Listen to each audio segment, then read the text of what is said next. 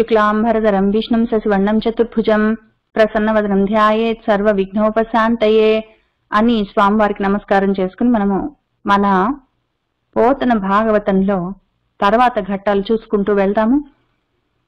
పోయిన వారము ద్రౌపది పుత్రశోకాన్ని అర్జునుడు కృష్ణచంద్రుడు వెళ్లి అశ్వత్థామని తీసుకొని రావడాన్ని, ద్రౌపది వదిలిపెట్టమని అంటే అప్పుడు మన భీముడు కోపం తెచ్చుకోవడాన్ని చూసాము. అక్కడి నుంచి ముందుకు వెళ్దాం. వెళ్లే లోపల రెండు ముఖ్యమైన విషయాలు చూసుకుందాము. మనకి ముఖ్యమైన భాగవతులు శుక్లవారు, నారదుడు. వాళ్ళిద్దరి గురించి మళ్ళీ ఒకసారి చెప్పుకుందాం. శుకుడికి ఏం కావాలని ఆయన భాగవతాన్ని చదువుతున్నాడు చెప్తున్నాడు అని అడిగితే మన సూతుల వారు ఏమన్నారంటే, ఏమీ కారణం లేదు, అకారణంగా నిష్కారణంగా చదువుతారు వాళ్ళు. ఎందుకు అంటే చదవకుండా ఉండలేక చదువుతారు అని చెప్పారు.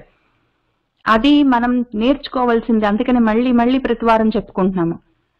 భాగవతం చదివితే నాకేమొస్తుంది, భగవద్గీత చదివితే నాకేమొస్తుంది, సుందరకాండ చదివితే నాకేమొస్తుంది, విష్ణు శాస్త్రం చదివితే నాకేమొస్తుంది, లలితా శాస్త్రం చదివితే నాకేమొస్తుంది కాదు. ఏమొస్తుంది ఏమొస్తుంది ఏమొస్తుందని ఎదురు చూస్తే డిసప్పాయింట్మెంట్ వస్తుంది, దుఃఖం వస్తుంది. ఎందుకు అంటే వచ్చేది ఎట్లయినా వస్తుంది. మనకు ప్రారంధం ఉంటే మనం కర్మ చిత్తశుద్ధితోటి చేస్తే దానికి రావాల్సిన ఫలితం ఎట్లయినా వస్తుంది. కానీ ఏమన్నా వస్తుందని చదివితే దానివల్ల డిసప్పాయింట్మెంట్ ముందు వస్తుంది. ఆ డిసప్పాయింట్మెంట్ వల్ల అనవసరమైన దుఃఖాలు కలుగుతాయి. ఎక్స్పెక్టేషన్స్ ఉంటే, ఏమైనా వస్తుందేమో అన్న ఎక్స్పెక్టేషన్ ఉంటే ఎక్స్పెక్టేషన్స్ తోటి తప్పకుండా డిసప్పాయింట్మెంట్స్ ఉంటాయి. అవి లేకుండా చదివితే మనశ్శాంతిగా చదువుకోవచ్చు. దానివల్ల చిత్తశుద్ధి కలుగుతుంది, అది వెంటనే వస్తుంది. ఏమైనా వస్తుందని చదివితే దుఃఖం వస్తుంది. నిష్కారణంగా చదివితే చిత్తశుద్ధి కలుగుతుంది, మనశ్శాంతి వస్తుంది. ఆ విధంగా చదివే వాళ్లలో మన శుకుడు ముందున్నాడు. కాబట్టి ఆయన్ని మళ్ళీ మళ్ళీ తలుచుకోవాలి, మనం నేర్చుకోవాలి కదా, అందుకని తలుచుకోవాలి. రెండో గురువు గారు మనకి నారదుల వారు. ఆయన ఏం నేర్పిస్తున్నారు అంటే, ముఖ్యంగా మన సాధకులకి మనందరికి కావలసిన విషయం. ఆయన ఏదో మంత్రం నేర్చుకున్నారు, ప్రయత్నం చేసుకుంటున్నాడు చిన్నపిల్లాడు. మనసులో భగవంతుడు తోచాడు. లేచి వెతుక్కుంటే నీకు ఇంకా యోగం పట్టలేదు, యోగం పట్టాలి, నువ్వు యోగ మార్గాన్ని పట్టాలి, ఆ సాధనలో ఉండాలి. అప్పుడు నీ మనసు శుద్ధం అవ్వాలి, చిత్తశుద్ధి కలిగి రాగద్వేషాలు అణిగిపోయి కామక్రోధాదులు పోయి నీకు కోరికలు అటువంటివి నశించి మనసు సమస్థితిలో ఉన్నప్పుడు ద్వంద్వాతీతుడివై ఆ తర్వాత త్రిగుణాతీతుడు. అవన్నీ కావలసి ఉంది. యోగ సాధన చాలా దూరం ఉంది నాయన. కానీ దేనికోసం సాధన చేస్తున్నామో తెలియకపోతే, సాధన చెయ్యాలని కూడా తెలీదు, ఏం మిస్ అవుతున్నామో తెలియకపోతే మనం దానికోసం తాపత్రయపడము. మనకు తెలియకపోతే మిస్ అవ్వము, మిస్ అవ్వకపోతే దానికోసం ప్రయత్నం చేయము. కాబట్టి ఇదిగో ఇది అని ఆయనకు మనసులో భగవంతుడు తళుక్కున మెరిస్తే ఆయన మనసులో పెట్టుకున్నాడు. భగవంతుడు చెప్పాడు కూడా, ఈ రూపాన్ని నువ్వు మనసులో పెట్టుకో, దీన్ని సాధించాలి అన్న కోరికతోటి ప్రయత్నం చేసుకో అని చెప్పారు. కాబట్టి ఏం మిస్ అవుతున్నామో తెలియడం కోసం అని చెప్పి మనకి నారదుల వారికి ఒక్కరికే కాదు, మనకి కూడా ఇటువంటివి జరుగుతుంటాయి. అనుకోకుండా ఏదైనా మనసులో ఆలోచన రావడం, మనసులో తళుక్కున ఏదైనా మెరవడం, ఏదైనా మంచి శుభం జరగడం, అనుకోకుండా మంచి జరగడం, భగవంతుడు మనతో మాట్లాడుతున్నట్టు అనిపించడం, ఏవో జరుగుతాయి. వాటన్నిటిని మనము ఎందుకు జరిగిందో లేపోనిలే, ఏమో నాకు అట్లా అనిపించింది పోనిలే అని కొట్టిపాడేయకుండా, నారదుల వారికి మనసులో తళుక్కును మెరిచినట్టు మనకు కూడా మెరుస్తుందని తెలుసుకోగలగడానికి కొంచెమైనా మనసు స్థిమితంగా ఉండాలి. మనసు పరిగెత్తుతుంటే లేదా మబ్బుగా ఉంటే తెలుసుకోలేము.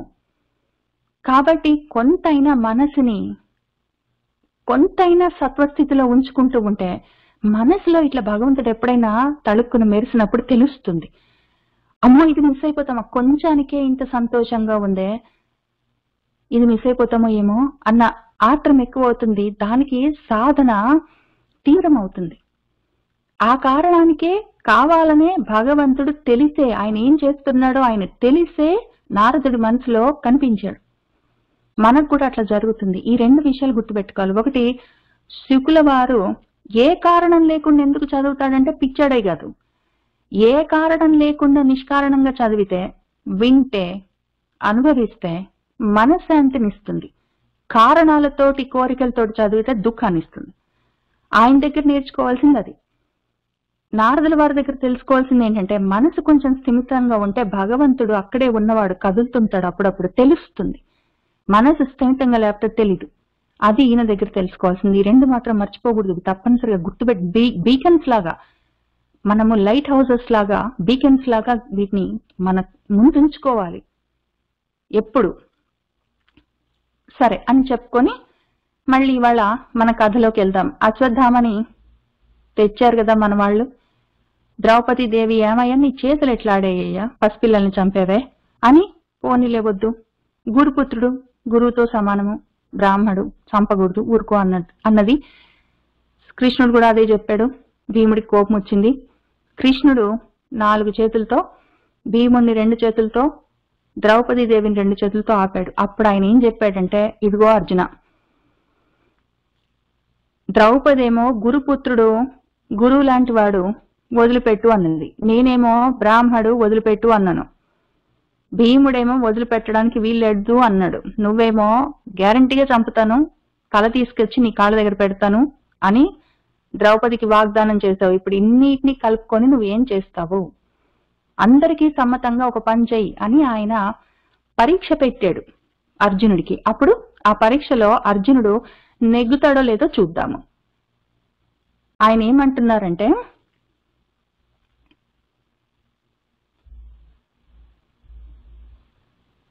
ఆ విధంగా చెయ్యమని అన్నప్పుడు మన అర్జునుడు నారాయణ అనుమతంబున, నారాయణుడి ఆజ్ఞ తీసుకొని ఆయన ఒక పని చేశాడు. ఆయన ఏం చేశాడంటే, విశ్వస్తుత్యుడు శక్రసూనుడు మహావీరుండు ఘోరాసిచేన్ అశ్వత్థామ శిరోజముల్ తరిగి చూడాంతర్మహారత్నమున్ శశ్వత్కీర్తి వెలుంగ పుచ్చుకుని పాశవ్రాత బంధంబులన్ విశ్వాసంబున ఊడ్చిత్రోచే శిబిర ఉర్వీభాగమున్ పాసిపోన్ అని చెప్తూ ఉన్నారు. విశ్వస్తుత్యుడు, అందరూ స్తుతించేవాడు, అందరూ గొప్పగా పొగిడేవాడు, మెచ్చుకునేవాడు. శక్రసూనుడు, శక్రుడు అంటే శతక్రతువులు 100 యజ్ఞాలు చేసి ఆ పదవికి యోగ్యత సంపాదించి తర్వాత ఇంద్రుడైన వాడు. ఆయన సూనుడు బిడ్డ మన అర్జునుడు. మహావీరుడు, ఆయన మహావీరుడు మన అర్జునుడు. ఆయన ఏం చేశాడంటే, ఘోరమైన అసి కత్తి తీశాడు, ఒక భయంకరమైన పెద్ద కత్తి తీశాడు. దాంతో అశ్వత్థామ యొక్క శిరోజముల్, జుట్టు మొత్తము తరిగాడు, మొత్తం తల గొరిగాడు. ఆ విధంగా చేసి చూడ అంతర్ మహారత్నమున్, ఆయన ఆయన ఇంతకు బ్రాహ్మడు, ఆయన జుట్టు పెంచుకున్నాడు, దాన్ని జడలుగా వేసుకున్నాడు, ముడి వేసుకున్నాడు. దాంట్లో ఒక అంతరం అంటే లోపల ఉన్న మహారత్నం ఒకటి ఉంది. ఆ రత్నాన్ని, ఆయన జడముడిలో ఉన్న రత్నాన్ని శాశ్వత్ కీర్తి, శాశ్వతం అంటే ఎప్పుడు ఉండేది, శాశ్వతం అంటే మధ్యలో ముక్కలు ముక్కలుగా లేకుండా కంటిన్యూస్ గా ఉన్నది అని అర్థం. శాశ్వతానికి తేడా ఏంటంటే, శాశ్వతము అంటే ఎప్పటి నుంచో ఉందని అర్థం, శాశ్వతము అంటే ఎప్పుడూ ఉన్నది అని అర్థం. ఎప్పుడూ ఉన్న కీర్తి వెలుంగా గొప్పగా వెలిగిపోతుంటే ఆయన కీర్తి, ఆ చూడాంతర్ మహారత్నాన్ని తీసుకున్నాడు. తర్వాత పాశ వ్రాత బంధములు, ఆయన చేతులని పాశాలతో, తాళ్లతో, వ్రాతం అంటే సమూహం, పాశ వ్రాతం అంటే తాళ్ల సమూహంతో ఆయన కట్టాడు కదా ఆ బంధాలని. విశ్వాసంబున, ఒక్క దెబ్బకి అనుమానమేం లేకుండా ఊడ్చి కోసేశాడు. ఆ తర్వాత మన అశ్వత్థామను శిబిర ఉర్వీ భాగమునన్, వాళ్ళ శిబిరాలు, గుడారాలు వేసుకున్నారు కదా యుద్ధం ప్రదేశానికి దగ్గరలో, ఇంకా అక్కడే ఉన్నారు. అప్పుడే కదా ఆ రాత్రే ఇదంతా చేశాడు. ఆ రోజే సాయంత్రానికి యుద్ధం అయిపోయింది. మన దుర్యోధనుడు పారిపోయాడు. అక్కడి నుంచి ఆయన్ని పట్టుకొచ్చారు. అక్కడే మన భీముడు యుద్ధం చేశాడు. భీముడు ఆయన తొడలు కోసాడు. తర్వాత ఆయన పడ్డాడు. తర్వాత వీళ్ళు వెళ్ళారు. ఇంకా రాత్రి అంతా జరిగింది. అప్పుడే ఇంకా యుద్ధం అప్పుడప్పుడే అవుతుంది, ఇంకా మొత్తం అవ్వలేదు. కాబట్టి ఆ శిబిరానికి ఉన్న ఉర్వీ భాగం అంటే స్థలం, ఆ శిబిర స్థలంలో నుంచి పాసిపోన్ వెళ్ళిపోయేటట్టు అశ్వత్థామని తోసాడు. ఆయన ఏం చేశాడంటే, మన మహావీరుడు అర్జునుడు ఒక పెద్ద కత్తి తీసుకున్నాడు. ఈయన జుట్టంతా గొరిగాడు. ఆయన తలలో చూడలు ముడిలో ఉన్న మహారత్నాన్ని తీసుకున్నాడు. ఆ శిబిరంలో నుంచి బయటికి తోసాడు. 3 పనులు చేశాడు. విశ్వస్తుత్యుడు శక్రసూనుడు మహావీరుండు ఘోర ఆశిచే అశ్వత్థామ శిరోజములు తరిగి చూడ అంతర్మహారత్నమున్ శశ్వత్ కీర్తి వెలుంగ పుచ్చుకుని పాశవ్రాత బంధంబులన్ విశ్వాసంబున ఊర్చిత్రోచే శిబిర ఉర్వీభాగమున్ పాసిపోన్.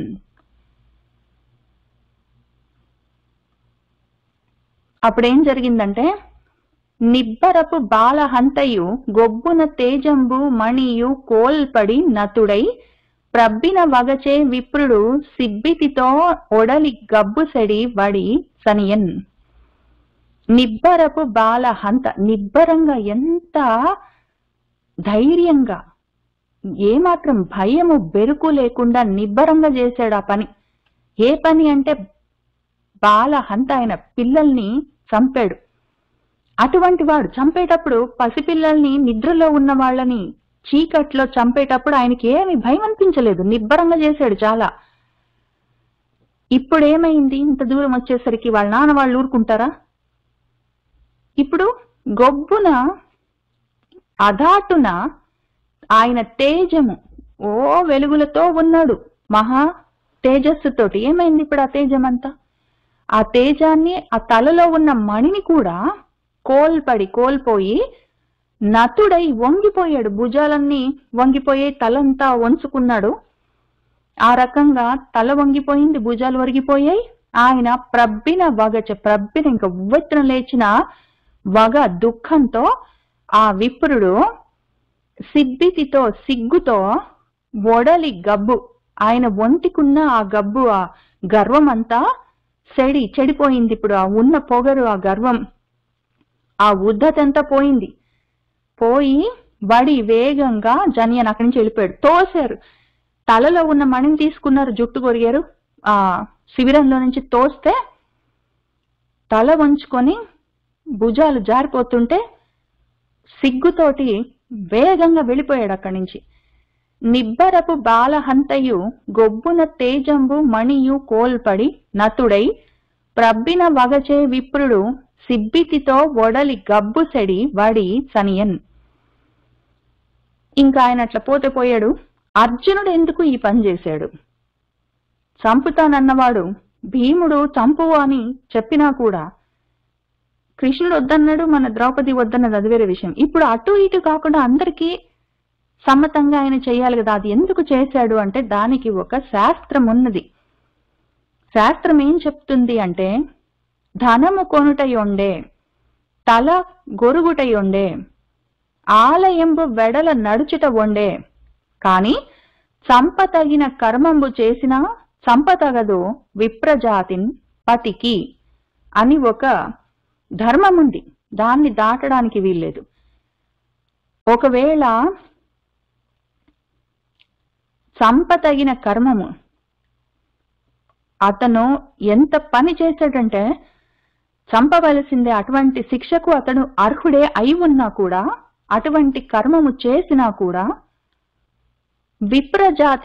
విప్రజాతిలో పుట్టిన వాణ్ణి, విప్రుడిగా పుట్టిన వాణ్ణి చంపతగదు, చంపడానికి వీల్లేదు. ఎవరికి అంటే పతికి, రాజుకు ఒక బ్రాహ్మణ్ణి చంపడానికి అవకాశం లేదు, చంపకూడదు.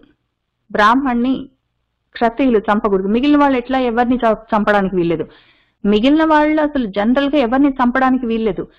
చంపినా కూడా పర్వాలేదు అన్నది ఒక రాజుకో ఆర్మీలో ఉన్న వాళ్లకో ఉంటుంది ధర్మం, వాళ్ళది. చేయవలసి వచ్చినప్పుడు వాళ్ళు న్యాయాన్ని ధర్మాన్ని రక్షించాలన్నప్పుడు ఒక్కొక్కసారి శిక్షలుగా ఈ హత్యలు చేయొచ్చు. అప్పుడు వాటిని హత్యలు అనం, మనము మరణ దండన అంటాం. అటువంటివి వాళ్ళు చేయొచ్చు. కానీ అటువంటి స్థితిలో కూడా క్షత్రియులు బ్రాహ్మణులను చంపడానికి వీల్లేదు.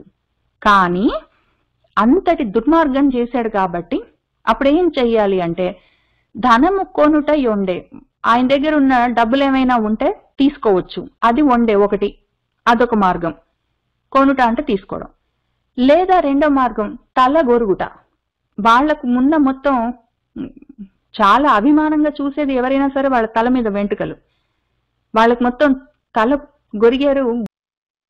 ఆ అవమానము చావు కన్నా ఘోరం కాబట్టి ఆ రకంగా తల గొరగడం వాటిని చేయొచ్చు. అటువంటిది వండి, అది ఇంకొక మార్గం. మూడో అవకాశం ఆలయంబు అంటే ఇల్లు, ఇంట్లో నుంచి వాళ్ళున్న ప్రదేశంలో నుంచి వెడల నడుచుట, ఎడగొట్టొచ్చు, అది వండే, అది ఇంకో రకం. కావాలంటే వాళ్ళ దగ్గర ఉన్న డబ్బులు అట్లాంటివన్నీ లాక్కొని వాళ్ళని వదిలిపెట్టొచ్చు, లేదా గుండు చేసి తల గొరిగి వదిలిపెట్టొచ్చు, లేదా ఇంట్లో నుంచి వదిలిపెట్టొచ్చు. ఈ మూడిట్లలో ఒకటి గాని, రెండు గాని, మూడు గాని చేయొచ్చు. కానీ చంపకూడదు, యాక్చువల్గా ప్రాణాలు తీయకూడదు. కానీ ప్రాణాలు తీసుకున్న దానికన్నా నికృష్టమైనవి వాళ్ళు బతికి ఉండి ఇంకా అవకాశం లేదు, ఇంత అవమానంతో వాళ్ళు బతికుండి ఉపయోగం లేదు, అటువంటివి ఈ మూడిట్లలో ఒకటో రెండో మూడో చేసుకోవచ్చు అని మనకి ధర్మం ఉంది. ఆ ధర్మాన్ని బట్టి మన అర్జునుడు ఏం చేశాడంటే మూడు చేశాడు. ఆయన ఏం చేశాడంటే మన అశ్వత్థామకి తల గొరిగి ఆయన తలలో ఉన్న ఆ చూడామణిని, ఆ ధనాన్ని తీసుకున్నాడు. మూడోది ఆ శిబిరంలో నుంచి వెళ్ళగొట్టాడు తోసి. ఆ మూడు చేశాడు. కాబట్టి కృష్ణుడు చెప్పినట్టు, ఆయన కృష్ణుడి ఆజ్ఞ మేర నలుగురి మాటలో నిలబడేటట్టు ఈ పని చేశాడు. ధనము కొనుట ఉండే, తల గొరుగుట ఉండే, ఆలయంబు వెడల నడుచుట ఉండే, కాని సంపతగిన కర్మంబు చేసిన సంపతగదు విప్రజాతిన్ పతికి.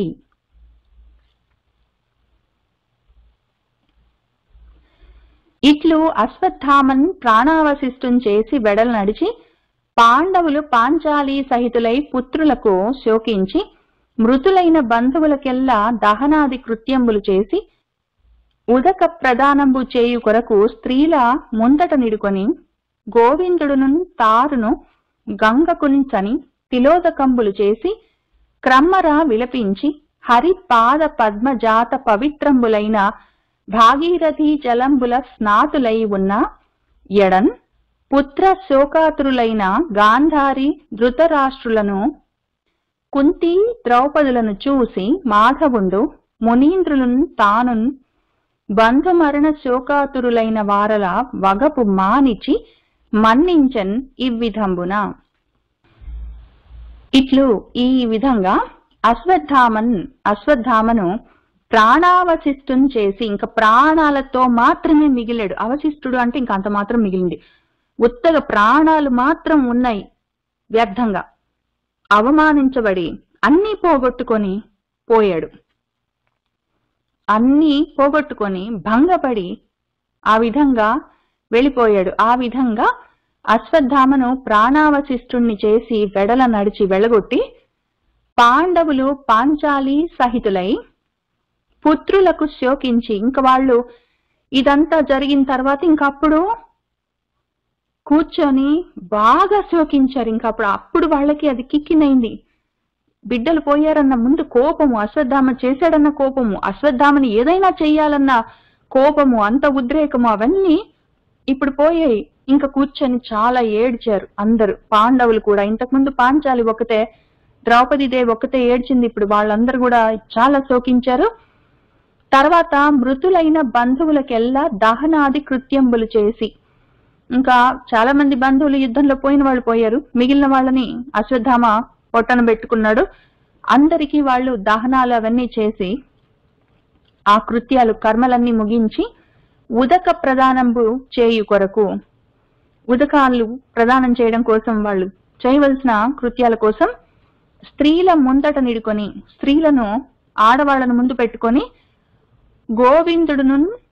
గోవిందుడు తారు అంటే వాళ్ళు అందరూ కలిసి గంగ కుంచని గంగ దగ్గరికి వెళ్ళారు. అక్కడ తిల ఉదకాలు నీళ్లు నువ్వులు అక్కడ వదిలిపెట్టి చేసి అంటే వదిలి క్రమ్మరం మళ్ళీ అక్కడ కూర్చొని ఆ గంగ ఒడ్డున అందరూ మళ్ళీ విలపించారు భోరున, అందరూ పోయిన వాళ్ళందరి కోసం. వీళ్ళ 5 మంది బిడ్డలే కాదు, ఆయన అభిమన్యుడు పోయాడు, మిగిలిన వాళ్ళందరూ దుష్టదిమ్నాదులందరూ పోయారు, ఎంతో మంది పోయారు బంధువులందరూ. ఇంకా యుద్ధం ఇప్పుడే అయిపోయింది, ఇంకా పోయే వాళ్ళందరూ పోయారు. ఉన్న వాళ్ళకే కదా ఏడుపంతా.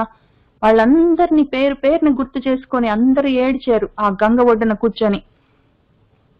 ఆ తర్వాత హరి పాద పద్మజాత పవిత్రంబులైన భాగీరథి జలంబుల స్నాతులై, ఇంకా వాళ్ళు ఏం చేశారంటే ఆ భాగీరథి అంటే హరి యొక్క శ్రీ మహావిష్ణువు యొక్క పాద పద్మాల నుంచి జాత పుట్టిన పవిత్రమైన భాగీరథి అంటే గంగ, భగీరథుడి కోసం కిందికి వచ్చింది ఆ గంగాదేవి యొక్క జలంబుల నీళ్లలో స్నాతులై స్నానాలు చేశారు అందరూ.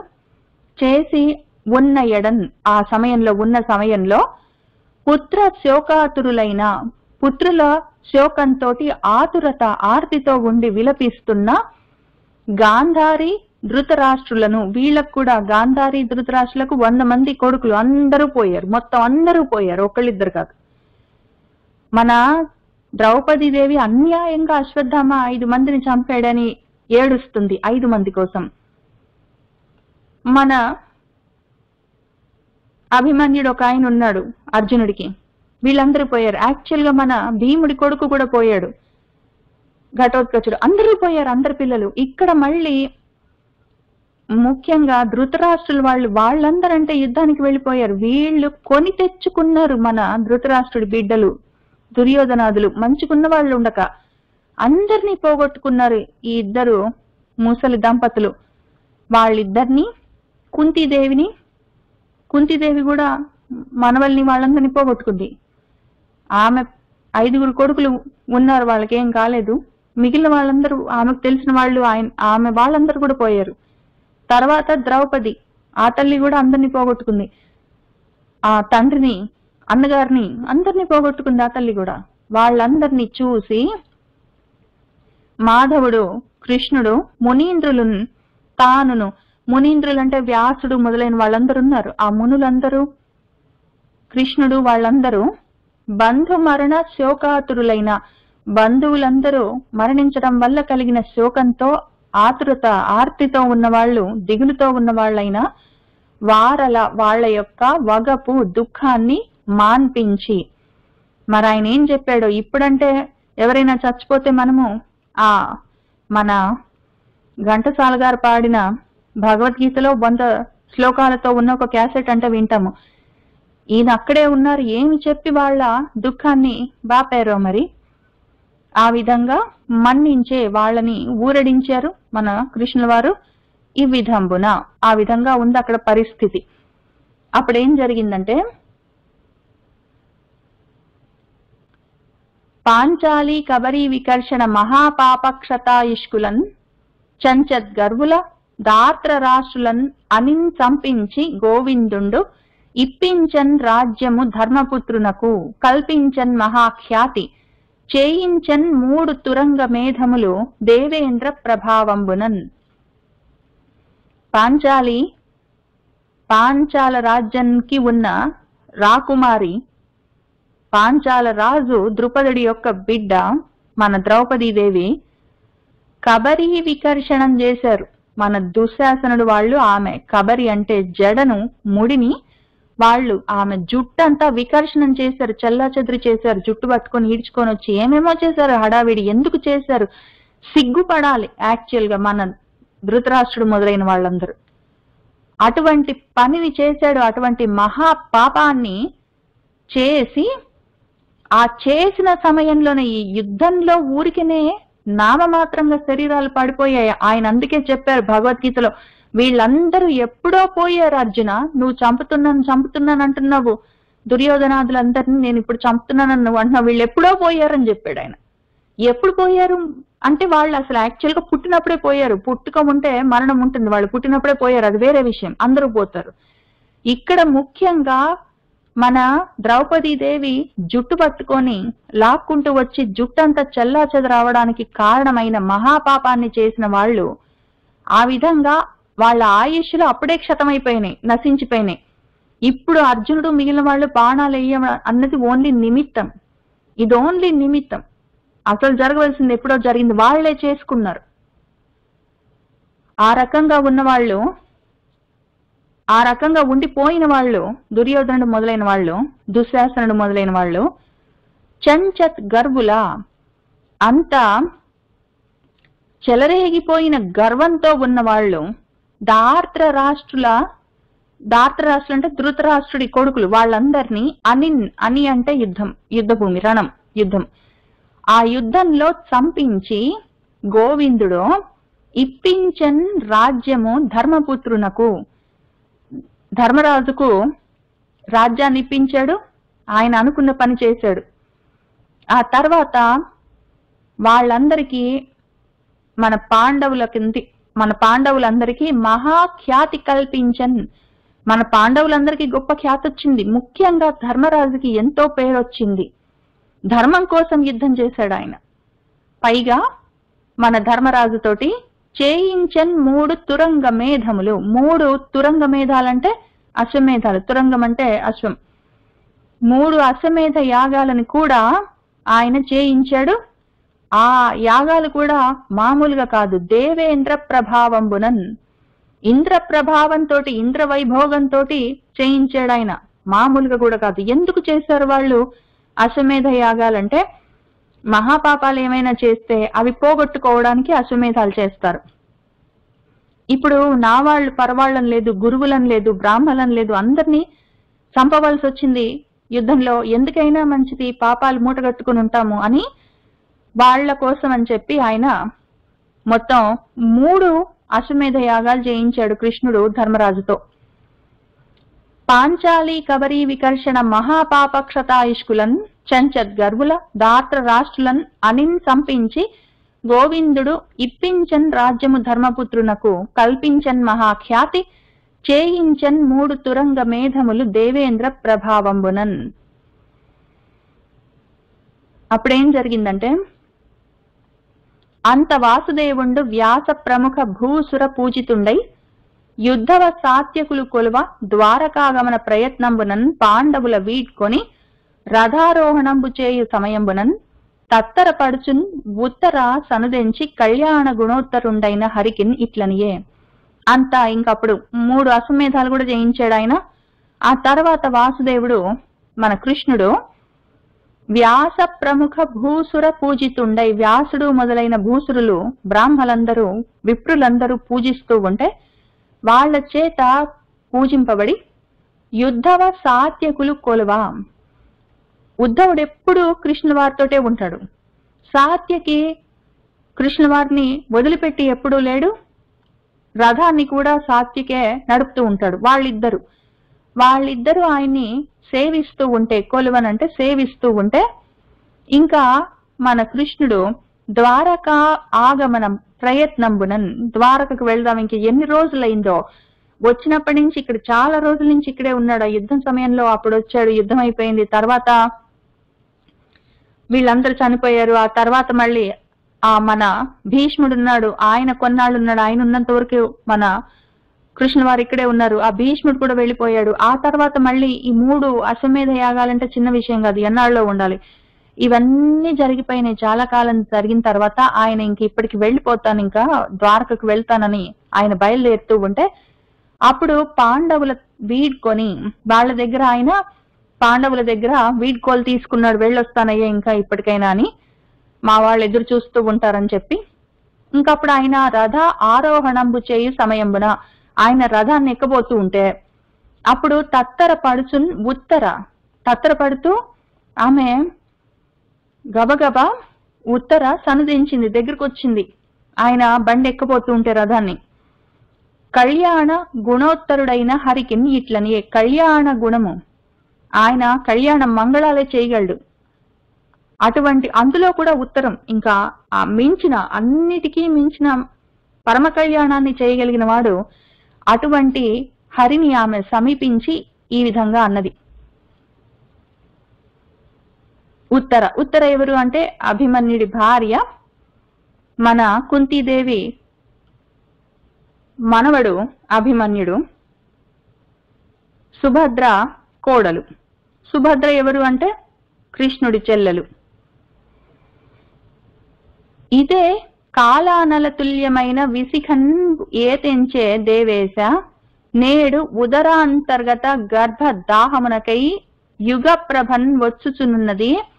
దుర్లోక్యము మానుపన్ శరణం అన్యం వేమియున్ లేదు. నీ పద పద్మంబులే కాని యొండెరుగా నీ బాణాగ్ని యొండెరుగన్ ఈ బాణాగ్ని వారింపవే అని అడిగింది. ఆమె వేగంగా తత్తరపడుతూ వచ్చి ఆయన ఏమడిగిందంటే, ఆయన ఇంకెక్కబోతూ ఉన్నాడు ఆ రథాన్ని. అప్పుడు ఇదే కాలానల తుల్యమైన, కాలానలము అంటే ప్రళయకాల, అనలం అంటే అగ్ని, ప్రళయకాల అగ్నుల్లాంటి దానికి తుల్యమైన సమానమైన విసిఖంబు, విసిఖ అంటే బాణం, బాణము ఏతెంచే వస్తూ ఉన్నదయ్యా. ఏదో ప్రళయ కాలంలోని అగ్ని లాంటి, అగ్ని శిఖ లాంటి బాణం వస్తున్నది ఓ దేవేశ, దేవతలకు ఈశ్వరుడైన వాడా. నేడు ఇప్పుడు ఉదర అంతర్గత, నా కడుపు ఉదరం లోపల ఉన్న గర్భం అంటే ఆ పిండము, దాన్ని దాహమునకై, దాహము అంటే దహించడానికి అని అర్థం. మనకు కూడా దాహం వేస్తుందని ఎందుకంటామంటే శరీరంలో నీళ్లు తక్కువైతే అగ్ని ఎక్కువైతుంది. ఎందుకంటే నీళ్లకి అగ్నికి ఆ బ్యాలెన్సింగ్ ఉండాలి. శరీరంలో నీళ్లు తగ్గితే నిప్పు ఎక్కువ అవుతుంది. అప్పుడు ఆ అగ్ని ఎక్కువైతే అది దహించి వేస్తుంది. అదే దాహము అంటే నన్ను దహించడానికి ఉన్నది అని, దహించడానికి ఉన్నది దాహము, దహించడానికి అని అర్థం. కాబట్టి నీళ్లు తాగుతాను. నీళ్లు తాగితే ఈ నిప్పు కొంచెం చల్లారుతుంది, మళ్ళీ బ్యాలెన్స్ అవుతుంది, సమతుల్య స్థితిలో ఉండాలి, బ్యాలెన్స్ స్టేట్ లో మన బాడీ ఎప్పుడైనా. అందుకే మనం దాహం అవుతుంది అంటాం, ఎందుకంటే తపిస్తుంది శరీరము, వేడెక్కుతున్నది అని. దాన్ని తగ్గించడానికి, తాపం తగ్గించడానికి, ఈ దహించడం అన్న విషయాన్ని, దాహాన్ని తగ్గించడానికి నీళ్లు దానికి విరువుడు. సరే, ఇక్కడ నా ఉదర అంతర్గత, నా కడుపులో ఉన్న ఈ గర్భం, ఈ పిండం యొక్క దాహమునకై, దాన్ని దహించడం కోసం యుగ ప్రభన్, ఏదో ఉగ్ర ప్రభన్, ఉగ్రమైన ప్రభలతో వచ్చుచునున్నది. ఈ బాణం వస్తూ ఉన్నదయ్యా. అది దుర్లోక్యము, చూడ్డానికి కష్టం ఉంది, కళ్ళు మిరుమిట్లు కొలుపుతూ ఉన్నది. మానుపన్, దాన్ని ఆపడానికి శరణము, ఆశ్రయము, అన్యం వేరేది ఏమీయును లేదు, వేరే మార్గమే లేదు, నువ్వే తప్ప వేరే శరణం లేదు, ఆశ్రయం లేదు. నీ పద పద్మంబులే కాని, నీ పాదాలు తప్ప నాకు వేరే శరణం లేదు. ఒండెరుగను, రెండోది నాకు తెలియదు, అన్యం లేదు. ఈ బాణాగ్ని, ఈ బాణము, దాంతో వస్తున్న ఈ అగ్ని, ఈ మంటలని వారింపవే, ఆపరాదా అని ఆమె అడిగింది మన ఉత్తర. ఇదే కాలానల తుల్యమైన విసికంబు ఏతెంచె దేవేశ నేడు ఉదరాంతర్గత గర్భ దాహమునకై ఉగ్రప్రభన్ వచ్చుచున్నది. దుర్లోక్యము మానుపన్ శరణం అన్యం వేమియున్ లేదు.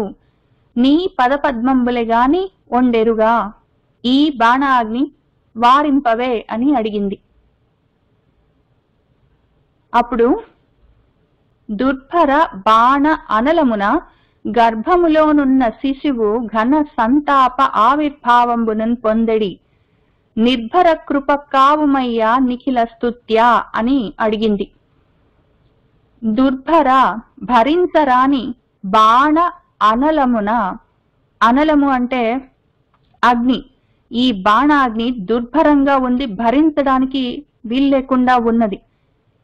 అటువంటి అగ్నుల చేత గర్భంలో ఉన్న శిశువు బిడ్డ ఘన గొప్ప సంతాప ఆవిర్భావంబును, సంతాపం అంటే తపన, ఆవిర్భావం అంటే పుట్టింది. ఈ బాణం వల్ల, దానికి ఉన్న అగ్నుల వల్ల నా కడుపులో పెద్ద ఘనమైన సంతాపం, తాపం పుట్టిందయ్యా. దాన్ని నా కడుపులో ఉన్న బిడ్డ పొందుతున్నాడు, అనుభవిస్తున్నాడు ఆ కష్టాన్ని. నిర్భర కృప, నువ్వు నిండైన కృపతో ఉండేవాడివి. కొంచెము కావమయ్యా, నన్ను రక్షించు, నా బిడ్డను రక్షించు. నిఖిల స్తుత్య, నిఖిలము సర్వము, అందరూ అంతటా నిన్ను స్తుతి చేస్తూ ఉంటారు. నువ్వు ఈ పని ఒకటి చేసి పెట్టావంటే ఇంకా గొప్ప పేరు వస్తుందయ్యా, నా కడుపులో బిడ్డను రక్షించని అడిగింది. ఇది చదువుతుంటే నాకు ఒకటి అనిపించింది. ఈ పద్యం నేను ఎప్పటి నుంచో వింటున్నాను, చిన్నప్పటి నుంచి. కానీ ఇవాళ నాకు ఇంకొక ఆలోచన కలిగింది. ఆమె ఈ దుర్భరమైన బాణం యొక్క అనలము, ఆ బాణాగ్నులతో నా కడుపులో ఉన్న బిడ్డ ఆ ఘన సంతాపాన్ని పొందుతుంది అని చెప్తుంది. ఆమె మనసంతా బిడ్డ మీదే ఉంది, కానీ ఆ బాణ అనలము, ఆ బాణాగ్నులు ఆమెకు తాకట్లేదా? ఆ కడుపులోకి వెళ్లి కడుపులో బిడ్డని అవి కాల్చడానికి ప్రయత్నం చేస్తున్నాయంటే ఆమె కూడా ఆ సెగలు తగులుతున్నాయి. కానీ నాకు కష్టం అవుతుందని అడగలేదు తల్లి. నా కడుపులో బిడ్డకి కష్టం అవుతుంది, వాడికి తెలుస్తుంది, వాడు ఈ ఘన సంతాప ఆవిర్భావాన్ని వాడు పొందుతున్నాడయ్యా, కొంచెం రక్షించని అడిగింది. ఒక్కొక్క ఎంత మంది ఉన్నారో తల్లు, ఎంతమందికి నమస్కారాలు చేసుకున్నా తక్కువే, ఎన్నిసార్లు చేసుకున్నా తక్కువే. ఆ రకంగా అడిగింది ఆమె. దుర్భర బాణ అనలమున గర్భములోనున్న శిశువు ఘన సంతాప ఆవిర్భావం పొందెడి. నిర్భర కృప కావమయ్యా, నిఖిల స్తుత్య. చెల్లెలి కోడల, నీ మేనల్లుడు శత్రువుల చేత హతుడయ్యను.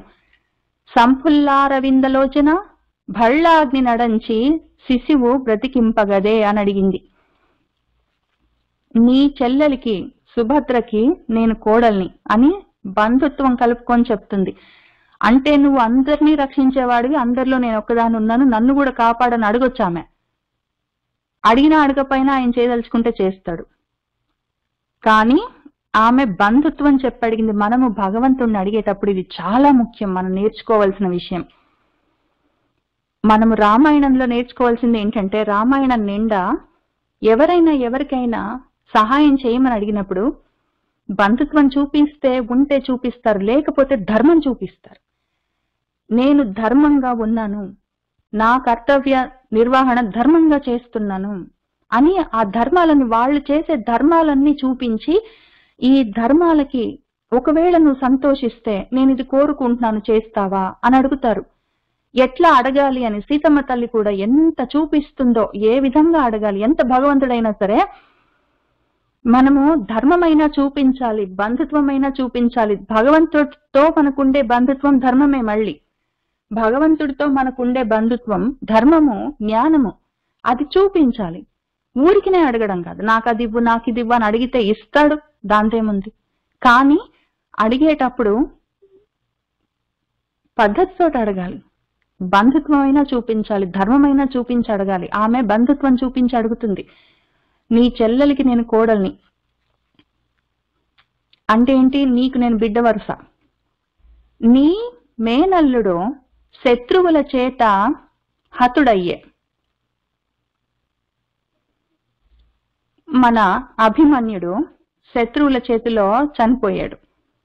ఆ సమయంలో నువ్వు సహాయం చేయలేదు, అర్జునుడు కూడా అక్కడ లేడు, ఇంతమందికి నువ్వు ఎక్కడున్నా సహాయం చేస్తావే, నా భర్తను రక్షించలేదు అని ఆమె ప్రశ్నలన్నీ అడగలేదు. అవసరం లేదు, జరిగిపోయిన విషయం. ఎందుకు జరిగిందో భగవంతుడికి తెలుస్తుంది. ఇప్పుడు బిడ్డకి కష్టం ఉంది, ఈ విషయం మీద ఫోకస్ చేయాలి, ఎక్కడివెక్కడవో తవ్వుకుంటూ కాదు. కాబట్టి నీ మేనల్లుడు శత్రువుల చేతిలో చచ్చిపోయాడయ్యా. సంఫుల్ల అరవింద లోచన. ఫుల్ల అరవిందం అంటే, ఫుల్ల అంటే బాగా విచ్చుకున్న, అరవిందములు అంటే పద్మముల వంటి, లోచనములు అంటే కన్నులున్నవాడు. ఫుల్ల అరవిందం అంటే విచ్చుకున్న. సంఫుల్ల అరవింద అంటే బాగా ఎక్కువగా విచ్చుకున్న పద్మాల్లాంటి కళ్ళున్నవాడా అంటే, అంత పెద్ద కళ్ళతోటి చూస్తున్నావు, నీకు తెలియట్లేదా? ఇంత కష్టం వచ్చింది నా కడుపులో బిడ్డకి, ఏమైనా చెయ్యి, నీకు బిడ్డ లాంటి దాన్ని, నీ మేనల్లుడికి కొడుకువాడు అని అడుగుతుందామె. ఈ భళ్ళ అగ్నిని, భళ్ళం అంటే బాణం, దాని అగ్నిని అణిచిపెట్టి దాన్ని అణగదీసి ఈ శిశువుని బ్రతికింపగదే బతికించరాదా అని అడిగింది. బేలగా బిక్కు బిక్కుమనుకుంటూ అడగొద్దు. భగవంతుడిని అడిగినా కూడా ధైర్యంగా అడగాలి, ధర్మం చూపించి అడగాలి. చెల్లెలి కోడల నీ మేనల్లుడు శత్రువుల చేత హతుడయ్యను, సంపుల్లారవిందలోచన భళ్ళాగ్ని నడంచి శిశువు బ్రతికింపగదే అన్నది. గర్భమందు కమల గర్భాండ శతములు ఇడుముకొన వహించునీశ్వరేశ, నీకు ఒక్క మానిని గర్భరక్షణము ఎంత బరువు, నిర్వహింతుగాక అన్నది. నీ గర్భమందు, నీ కడుపులో కమల గర్భ, కమల గర్భుడు అంటే కమలంలో పుట్టినవాడు బ్రహ్మదేవుడు, ఆయన యొక్క అండం అంటే బ్రహ్మాండం. ఆ బ్రహ్మాండాలు 1, 2 కాదు, శతములు, వందల కొద్దీ బ్రహ్మాండాలని నీ గర్భమందులో పెట్టుకొని, ఇడుముకొని అంటే అందులో ఉంచుకొని, నీ బొజ్జలో మొత్తం ఇన్ని వందల బ్రహ్మాండాలని ఇరికించుకొని వాటన్నిటిని వహిస్తున్నావు, నువ్వు మోస్తున్నావు వాటన్నిటిని. నీకు ఆ గర్భశోకం నీకు తెలీదా ఓ ఈశ్వరేశ? అటువంటి వాడివి, వందల కొద్దీ బ్రహ్మాండాలని నీ కడుపులో పెట్టుకొని వాటిని మోస్తున్నావు. నీకు ఒక్క మానిని గర్భరక్షణము ఎంత బరువు? అన్ని బ్రహ్మాండాలు మోస్తున్న వాడివి, నీకు బరువు ఏం తెలుస్తుంది? పెద్ద విషయం ఇది. ఒక ఆడపిల్ల కడుపులో శిశువు, దాన్ని రక్షించడము పెద్ద బరువా నీకు? ఇంత బ్రహ్మాండాలు మోస్తున్న వాడివి, ఇంత చిన్న విషయము అని చెప్పి ఆమె నిర్వహింతుగాక అన్నది, చెయ్యి అన్నది. ప్లీజ్ చేస్తావా కాదు, చెయ్యి అని చెప్పింది ఆమె. ఇన్ని బ్రహ్మాండాల్ని కడుపులో పెట్టుకొని నువ్వు కాపాడుతున్నావు, నా కడుపులో పిండాన్ని నువ్వు కాపాడు, ఇప్పుడు చెయ్యి అన్నది ఆమె. గర్భమందు కమల గర్భాండ శతములు ఇడుముకొన వహించునీశ్వరేశ, నీకున్ ఒక్క మానిని గర్భ రక్షణము ఎంత బరువు, నిర్వహింతుగాక అన్నది. ధర్మం ఉంటే ధైర్యం ఉంటుంది, జ్ఞానం ఉంటే ధైర్యం ఉంటుంది. ఆ ధర్మ బలంతో, జ్ఞాన బలంతో దేవుడితో ధైర్యంగా మాట్లాడాలి. బిక్కుబిక్కుమనుకుంటూ ఉంటే కష్టం ఉంటుంది. అసలు దేవుడికి కూడా చూడాలంటే మనసు చివుకుమంటుంది. ఏమిరా వీడికి ఇన్ని అవకాశాలు ఇచ్చి, ఇంత జ్ఞానం ఇచ్చి, ఇంత పరిస్థితిలో ఉంటే కూడా వాడు అంత బిక్కుబిక్కుమనుకుంటూ భయపడుకుంటూ దూరంగా ఉంటాడని ఆయన కూడా చిన్నబుచ్చుకుంటాడు. అనినన్ ఆశ్రిత వత్సలుండగు ఆ పరమేశ్వరుండు సుభద్ర కోడలి దీనాలాపంబులాలించి, ఇది ద్రోణనందనుండు లోకమంతయు అపాండవంబయ్యడుమని ఏసిన దివ్యాస్త్రంబని ఎరింగే. అంత పాండవులకు అభిముఖంబై ద్రోణనందను దివ్యాస్త్ర నిర్గత నిశిత మార్గంబులు దగ్గరిన బెగ్గడిలక వారును ప్రత్యస్త్రంబులందుకొని పెనంగు సమయంబున అని అంటూ ఉన్నదామె. ఆ రకంగా అనగా అప్పుడు ఆశ్రిత వత్సలుడు, ఆశ్రయించిన వాళ్ళని వత్సలతతో కాపాడేవాడు అయి ఉన్న ఆ పరమేశ్వరుడు త్రికసంధి, ఆయన సుభద్ర కోడలి దీనాలాపంబులు ఆలించి విన్నాడు. ఆలించడం అంటే వినడం. ఆ సుభద్ర కోడలి యొక్క దీనమైన ఆలాపనలు ఆలించి విన్నాడు. విని ఇది ఆమె చెయ్యి మరి అని అంత ఖచ్చితంగా అడుగుతుంటే దీనంగా ఉన్నాయని ఎందుకు రాశారు ఇక్కడ అంటే, ఆమె అరుస్తున్నది అని తెలియట్లేదు. ఆమె అరుస్తున్నది బాధతోటి. హెల్ప్ చేయి అని అడుగుతుంది. అది తెలుస్తుంది ఆయనకి. వర్డ్ చాయిసెస్ కాదు, అరుస్తున్నదాని కాదు, ఏ మాటలు ఉపయోగించిందని కాదు, ఆమె సహాయం చేయమని అడుగుతుందన్న విషయమే తెలుస్తుంది ఆయనకి. అది ఆలించాడు ఆయన, విన్నాడు. విని ఇది ద్రోణనందనుండు లోకమంతయు అపాండవంబయ్యడుమని, లోకంలో పాండవులు ఎక్కడెక్కడున్నా సరే అందరూ అపాండవం అవ్వాలి, మొత్తం అందరు పాండవులందరూ చచ్చిపోవాలని చెప్పి ఆ ద్రోణనందనుడు ఇప్పుడే కొద్ది కాలం కింద, ఎప్పుడు ఈ మొత్తం 3 అశ్వమేధ యాగాలు వాటికన్నా ముందు మన భీష్ముల వారు ఉండడం, ఆయన వెళ్ళిపోవడం, అంతకన్నా ముందు అసలైన రాజ్య పట్టాభిషేకం, అంతకన్నా ముందు ఈ మొత్తం ఉన్న వాళ్ళకి పోయిన వాళ్ళకి, ఉన్న వాళ్ళందరూ పోయిన వాళ్ళకి మొత్తం అంత్యక్రియలు చేయడం, ఇవన్నీ జరిగినాయి. కొద్ది కాలం జరిగింది. అప్పటి నుంచి ఉన్నాడు అశ్వత్థామ. అప్పుడు వెళ్ళగానే వెంటనే ఇంకో బాణం వేయలేదు. అప్పుడు వెళ్ళాడు, బాగా తీవ్రంగా ఆలోచించుకున్నాడు. అవమానం ఉండే, కొన్నాళ్ళు ఊరుకుని ఉంటాడు. పోయినవాడు కొన్నాళ్ళు ఉన్నాడు. ఇంకా ఆ కోపం ఆయనకి అణగలేదు. తండ్రి ఎట్లా పోయాడు, మేనమామ చెప్తే మాట వినేది లేదు, తల్లి చెప్తే ఆకాస్త వినేది లేదు. ఆలోచించుకున్నాడు కొన్నాళ్ళు ఉన్నాడు, కొద్ది సంవత్సరాలు. ఇంకా ఇప్పుడు కృష్ణుడు కూడా వెళ్ళిపోతున్నాడని తెలిసి ఇంక నన్ను ఎవరేం చేస్తారు, చేస్తే కూడా చూద్దాం అనుకున్నాడో ఏమనుకున్నాడో, అపాండవం చేస్తానని చెప్పి ఆయన వేసిన ఒక దివ్యాస్త్రంబు. ఆ దివ్యాస్త్రమే ఇప్పుడు ఈ విధంగా వచ్చింది అని ఎరింగే తెలుసుకున్నాడు మన కృష్ణుడు. అంతా ఇంకప్పుడు ఆయన పాండవులకు అభిముఖం వై, ఈ పాండవులకు ఎవరికి వాళ్ళకి సపరేట్ గా ఈ బాణము వాళ్ళకి ఎదురుకొచ్చింది. అది ఆ ద్రోణనందను దివ్యాస్త్రము. దాని నుంచి నిర్గత బయటికి వస్తున్న నిశిత చాలా పదునైన వాడి అయిన మార్గణాలు బాణాలు దగ్గరికి వస్తూ ఉంటే బెగ్గడిలక అంటే భయపడక వారును ఆ పాండవులందరూ కూడా, ధర్మరాజు మొదలైన వాళ్ళందరూ కూడా ప్రత్యస్త్రంబులు అందుకొని వాళ్ళు కూడా ఎదురు అస్త్రాలను వాళ్ళు కూడా ఎవరి విల్లులు వాళ్ళు అందుకున్నారు. గదలు ఏవి కావాలో వాళ్ళకి ఏవేవి ఉన్నాయో ఆ అస్త్రాలన్నీ వాళ్ళు కూడా పుచ్చుకున్నారు. ఇంకా పెనంగు సమయంబున వాళ్ళు కూడా యుద్ధం చేయడం మొదలుపెట్టారు. మనవాడు అశ్వత్థామ ఆలోచించుకున్నాడు కొన్నాళ్ళు. మళ్ళీ ఒక దివ్యమైన అస్త్రాన్ని వేశాడు. మొత్తం లోకమంతా అపాండవం కావాలి, పాండవులు ఎక్కడెక్కడున్నా అందరు చచ్చిపోవాలంటే కడుపులో ఉన్న పిండంతో సహా ఇంకెవరు బతకడానికి వీల్లేదని ఆయన ఒక విచిత్రమైన వేస్తే, అప్పుడు అందులో నుంచి ఆ దివ్యాస్త్రంలో నుంచి చాలా వాడి అయిన బాణాలన్నీ వచ్చి ఈ పాండవులకు కూడా ఎదురయ్యాయి. ఇంకా ఆ బాణాలతోటి వీళ్ళు పాండవులు 5గురు యుద్ధం చేసుకుంటున్నారు ఎవరికి వాళ్ళు. ఆ సమయంలో మన కృష్ణుల వారు ఏం చేశారంటే, తన సేవారతి చింతగాని పరచింతాలేశమున్ లేని సజ్జనులన్ పాండు తనూజులన్ మనుచు వాత్సల్యంబుతో ద్రోణనందను బ్రహ్మాస్త్రము నడ్డుపెట్టన్ పనిచన్ దైత్యారి సర్వారి సాధన నిర్వక్రము రక్షితాఖిల చక్రమన్. అప్పుడు ఆయన ఏం చేశారంటే ఒకసారి చుట్టూ చూశారు. 5 మంది పాండవులు వాళ్ళ మీదకి వచ్చేస్తున్న బాణాలతో వాళ్ళు యుద్ధాలు చేసుకుంటున్నారు. ఇక్కడ ఒక్కళ్ళు కూడా మన ఉత్తర కడుపులో ఉన్న గర్భంలోకి చొచ్చుకొని పోతున్న ఆ బాణాన్ని, ఆ అగ్నిని వాళ్ళు ఆపలేరు.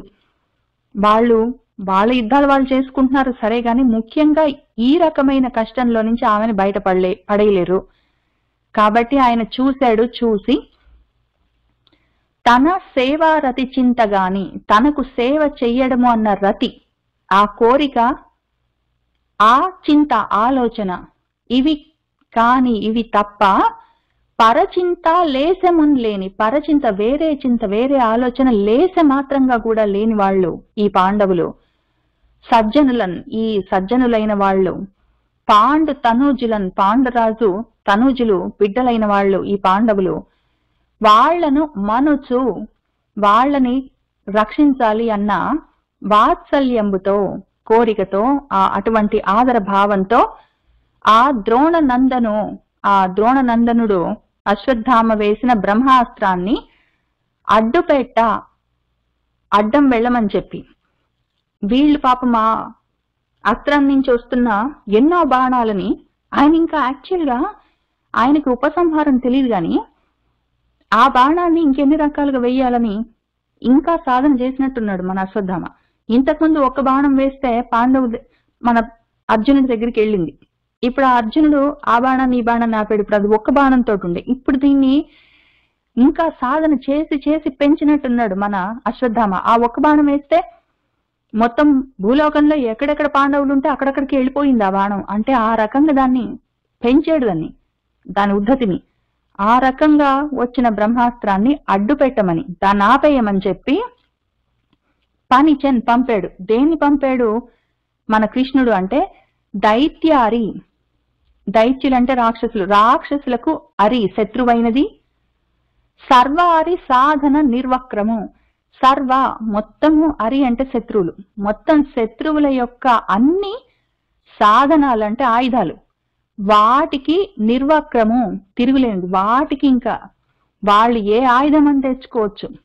ఇప్పుడు మామూలుగా వాళ్ళు బాణాలు వేస్తే వీళ్ళు బాణాలు వేయాలి, వాళ్ళు గదలతోటి వస్తే వీళ్ళు గదలతోటి వెళ్ళాలని ఉంటాయి కొన్ని రూల్స్. మన చక్రానికి, సుదర్శన చక్రానికి అట్లాంటి రూల్ ఏం లేదు. ఆ అరులు శత్రువులు తెచ్చుకున్న సర్వ సాధనాలకి, అన్ని రకాల ఆయుధాలకి ఇది నిర్వక్రము, తిరుగులేనిది. ఇది ఒక్కదాన్ని పంపిస్తే సుదర్శనాన్ని వాళ్ళు ఏ సాధనం తెచ్చుకున్నా సరే, పనిముట్టు ఏ ఆయుధం తెచ్చుకున్నా దాన్ని ఇది అడ్డగించగలదు. అటువంటి దాన్ని రక్షిత అఖిల సుధాంధశ్చక్రము, అఖిల మొత్తం సమస్తమైన సుధాంధసులు, అంధసులు అంటే అంధస్ అంటే అన్నం, సుధ అంటే అమృతం, అమృత ఆహారులు, అమృతాన్ని ఆహారంగా భుజించే వాళ్ళు దేవతలు. చక్రము అంటే ఇక్కడ సమూహం, ఆ మొత్తం సర్కిల్, ద హోల్ గ్రూప్ అని అర్థం. మొత్తం సుధాంధసులు అంటే దేవతలు, వాళ్ళ యొక్క చక్రం అంటే సమూహం. మొత్తం అఖిల సుధాంధశ్చక్రం అంటే మొత్తం సమస్త దేవతల సమూహాన్ని రక్షిత రక్షించేది ఈ ఒక సుదర్శనం. ఆ చక్రాన్ని ఆయన పంపించారు. ముందు ఈ 5గురు పాండవులు రకరకాల బాణాలుగా అది వస్తుంది. ఆ ఒక్క బ్రహ్మాస్త్రం ఎన్ని బాణాలుగా వస్తుందో, షార్ప్ గా నిశితంగా ఉన్న బాణాలుగా వస్తుంటే ముందు దాన్ని ఆపమని ఆయన పంపించారు. ఆ చక్రం వచ్చింది, వాటిని ఆపేసింది, ముందు ఆ బ్రహ్మాస్త్రాన్ని ఆపేసింది. ఎందుకు అంటే ఆ బ్రహ్మాస్త్రం ఎక్కడుందో తెలీదు, అక్కడి నుంచి దాని నుంచి ఈ బాణాలన్నీ వస్తున్నాయి. వీటిని ఆపితే ఉపయోగం లేదు, అది పంపిస్తూనే ఉంటుంది బాణాలని. దాన్ని ఆపాలి. ఈ 5గురికి అవకాశం ఉందో లేదో ఒకవేళ అర్జునుడు చేస్తాడు, ముందు అర్జునుడికి అర్థం కావాలి ఇదేంటో. కాబట్టి ఇటువంటి కాంబినేషన్ తోటి దాన్ని ఇంత బీభత్సంగా తయారు చేశాడు అశ్వత్థామ మధ్యలో అని అర్జునుడికి తెలుసో తెలీదో, ఈయనకు అర్థమైంది. కాబట్టి చక్రాన్ని పంపించాడు. చక్రానికి తెలుసు, అది పోయి అసలు ఒరిజినల్ మెయిన్ సోర్స్ ఆ బ్రహ్మాస్త్రాన్ని ఆపేసింది. కాబట్టి వీళ్ళు యుద్ధం చేస్తున్న బాణాలు కింద పడిపోయి ఉంటాయి. తన సేవారతి చింతగాని పరచింతాలేశమున్ లేని సజ్జనులన్ పాండు తనూజులన్ మనసు వాత్సల్యంబుతో ద్రోణ నందను బ్రహ్మాస్త్రమును అడ్డపెట్ట పనిచన్ దైత్యారి సర్వారి సాధన నిర్వక్రము రక్షిత అఖిల సుధాంధశ్చక్రమన్ చక్రమన్. సకల ప్రాణి హృదంతరాళముల భాస్వజ్యోతి అయి ఉండు సూక్ష్మ కళుండు అచ్యుతుడు అయ్యడన్ విరటజా గర్భంబుత్తా చక్రహస్తుడై వైష్ణవమాయ కప్పి కురు సంతానార్థి అయి అడ్డమై ప్రకట స్ఫూర్తి నడంచే ద్రోణ తనయ బ్రహ్మాస్త్రమున్ లీలతోన్. ఇప్పుడు ఆ చక్రాన్ని పంపించాడు. పంపించిన తర్వాత ఈయనేం చేశారంటే ఆ చక్రము వెళ్ళి ఆ బ్రహ్మాస్త్రాన్ని ఆపమని చెప్పారు. చెప్పిన తర్వాత అక్కడ ఏం జరిగిందో తెలియదు, దాన్ని అడ్డు పెట్టమని పంపించాడు. బ్రహ్మాస్త్రాన్ని అడ్డు పెట్టమని పంపించి పాండవులకి ఎదురై వచ్చిన బాణాలతో ఉన్న బ్రహ్మాస్త్రాన్ని అడ్డు పెట్టమని పంపించి తర్వాత ఆయన ఏం చేశారంటే సకల ప్రాణి హృద్ అంతరాళముల, సకల ప్రాణుల యొక్క హృద్ అంటే హృదయం యొక్క అంతరాళం లోపల, హృదయాల్లో భాస్వత్ జ్యోతి అయి వెలుగులతో ఉన్న జ్యోతిగా ఉండే సూక్ష్మ కళుడు, సూక్ష్మంగా సటిల్ గా ఉంటాడు ఆయన, తెలీదు ఆయన లోపల ఉన్నట్టు కూడా అంత సూక్ష్మంగా ఉంటాడు. అటువంటి వాడు ప్రతి ప్రాణి యొక్క హృదయాల్లో లోపల సూక్ష్మంగా ఉండేవాడు, ఆ భాస్వత్ జ్యోతిగా వెలుగుతూ ఉన్నవాడు. అచ్యుతుడు, చ్యుతి లేనివాడు, జారేవాడు కాదు ఆయన, ఎప్పుడు ఆయన స్థితిలోనే ఉంటాడు, ఆయన స్థితిలోనే ఉంటాడు, జారడు. జారితే అజ్ఞానంలో పడతాడు, ఆయన పడడు. అటువంటి వాడు. ఇక్కడ అచ్యుతుడు అని చెప్పడంలో ఇంకొక అందం ఏమి అంటే, చ్యుతి అంటే గర్భస్రావం అని కూడా అర్థం ఉంది. కడుపు జారిపోవడం అంటే గర్భం జారిపోవడం, అబార్షన్. ఈ చ్యుతి జరుగుతూ ఉన్న సమయంలో ఆ అచ్యుతుడు వచ్చాడు, ఆ చ్యుతిని ఆపడానికి వచ్చి అయ్యడన్ ఆ సమయంలో విరాట రాజు, జా అంటే కూతురు, మన ఉత్తర, ఆమె గర్భంబు ఆమె కడుపు తా ఆయన ఆమె కడుపులోకి ఆయన చక్రహస్తకుడై,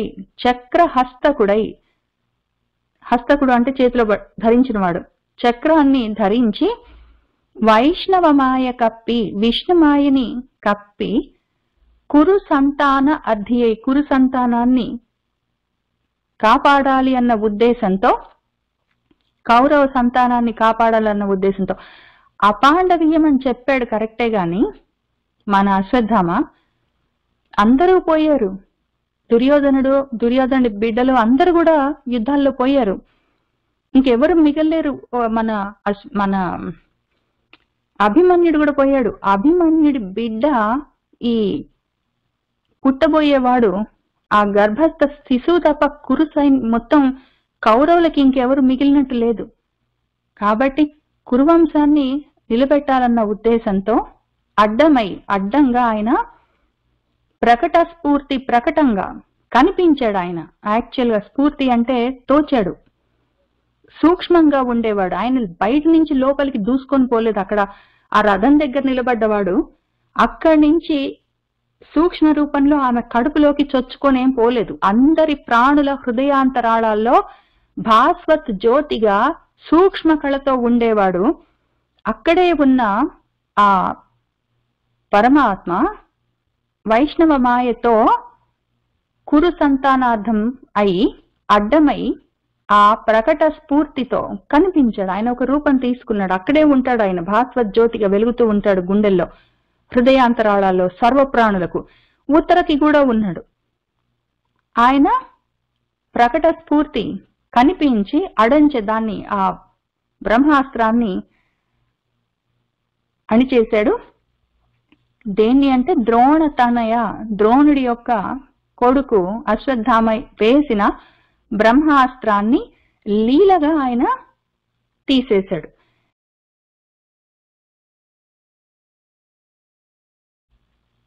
ఆయన చక్రాన్ని పంపించాడు ఈ బ్రహ్మాస్త్రాన్ని అడ్డుపెట్టమని వీళ్ళందరూ పాండు తనూజులకి సహాయం చేయమని ఆయన చక్రాన్ని పంపించి, మళ్ళీ ఇక్కడ చక్రహస్తకుడై సకల ప్రాణి హృదయాంతరాళాల్లో ఉన్నవాడు ఉత్తర హృదయంలో కూడా ఉన్నాడు. ఆయన ప్రకటన చేసుకొని ఆయన వ్యక్తమై కడుపులోనే చక్రంతో వెళ్ళి ఆ బ్రహ్మాస్త్రాన్ని ఆపాడు. కాబట్టి ఒకటే బ్రహ్మాస్త్రాన్ని ఇక్కడ పైన పాండతనుజులతో ఉన్న బ్రహ్మాస్త్రాన్ని ఆ చక్రము, ఆ లోపల కూడా వెళ్ళిపోయిన బ్రహ్మాస్త్రాన్ని ఈయన చక్రము, ఈయనతో పాటు ఈయన తీసుకొని వెళ్ళిన ఆయన చేతిలో ఉన్న చక్రం తీసేసిందంటే ఒకవేళ అదే బ్రహ్మాస్త్రము ఇన్ని రూపాలుగా మారినట్టుంది. అంత గొప్పగా వేయగలిగాడు అశ్వత్థామ.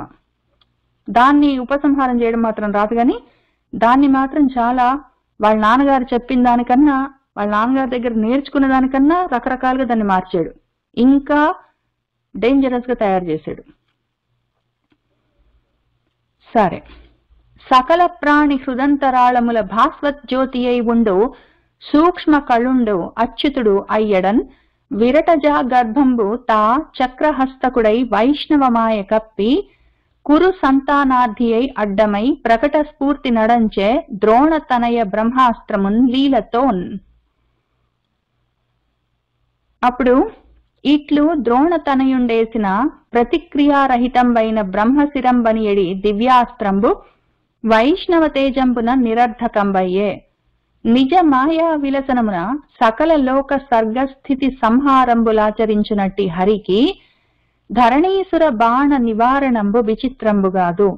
తత్సమయంబున సంతసించి పాండవ పాంచాలీ సహితయై గొంటి గమన ఉన్ముఖుండైన హరి చేరవచ్చి ఇట్లనియే. ఈ విధంగా ఇట్లు ద్రోణ తనయుండు వేసిన, అశ్వత్థామ వేసిన ప్రతిక్రియారహితంబైన, దానికి ప్రతిక్రియ లేదు, ఉపసంహారం లేదు, ఆయనకు వేయడం ఒకటే వచ్చు, అటువంటి బ్రహ్మాస్త్రాన్ని బ్రహ్మశిరంబనియడి దివ్యాస్త్రంబు వైష్ణవ తేజంబున నిరర్ధకంబయ్యే. విష్ణు తేజస్సుతో అది అర్థం లేకుండా పోయింది, వ్యర్థమైపోయింది. నిరర్ధకం అంటే వ్యర్థమైపోయింది. అది అప్పుడు నిజ మాయా విలసనమున ఆయన సొంత మాయతో, విష్ణు మాయతో సకల లోక సర్గం అంటే సృష్టి, స్థితి, సంహారం అంటే లయము ఆచరించినట్టి అవన్నీ ఆయన లీలగా మాయగా చేస్తూ ఉంటాడు విలాసంగా. అట్టి హరికి, అటువంటి హరికి విష్ణువుకు ధరణీసురుడు అంటే బ్రాహ్మడు, మన అశ్వత్థామ వేసిన బాణ, ఆ బాణాన్ని నివారించడం విచిత్రమేం కాదు. మొత్తం లోకాల యొక్క సృష్టి స్థితి లయలు చేస్తున్నవాడు ఈ బ్రాహ్మడేసిన ఒక బాణాన్ని ఆపడం పెద్ద విచిత్రం కాదు. అది చాలా అవలీలగా చేశాడు ఆయన.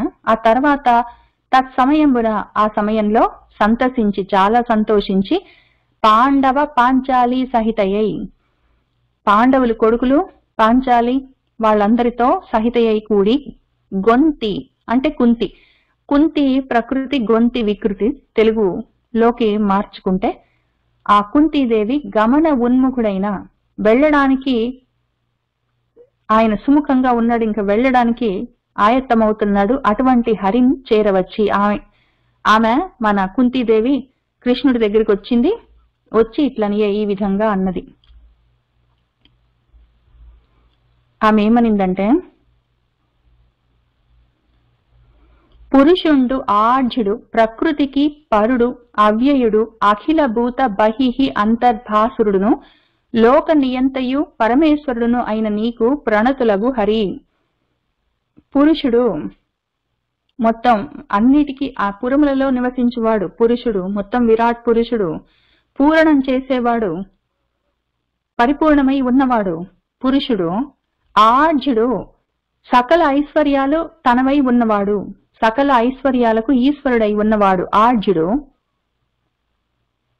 గొప్ప సంపదలు కలిగినవాడు, ప్రకృతికి పరుడు, ప్రకృతికి ఆవల ఉన్నవాడు, ప్రకృతిలో ఆయన చిక్కుపడడు, అటువంటి వాడు, అవ్యయుడు, వ్యయము, నాశము, మార్పులు, మరణాలు, జన్మలు లేనివాడు, అఖిల భూత బహిహి అంతర్భాసురుడు, అఖిల భూతాలకు, సర్వ ప్రాణులకు, బహిహి బయట, అంత లోపల, భాసురుడై వెలుగులతో నింపేవాడు, లోక నియంతయు, లోకం మొత్తాన్ని నియంత్రించేవాడు, పరమేశ్వరుడు అయి ఉన్న నీకు ప్రణతులగు, నతులు అంటే నమస్కారాలు, ప్రణతులు అంటే గొప్ప నమస్కారాలు హరి అని పిలిచింది మన కుంతీదేవి.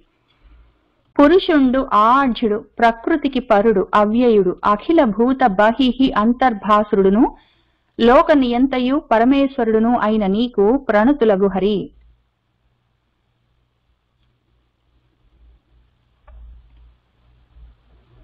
మరియు జవనిక మరుపున నాట్యంబు సలుపు నటుని సందంబున, మాయా అవనిక అంతరాళంబున నిలువన్బడి నీ మహిమచే పరమహంసలు, నివృత్త రాగ ద్వేషులు, నిర్మలాత్ములు అయిన మునులకు అదృశ్యమానుండవై పరిచ్ఛిన్నుండవు కాని, నీవు మూఢ దృక్కులు కుటుంబవంతులు నగు మాకు ఎట్లు దర్శనీయుండవయ్యదు.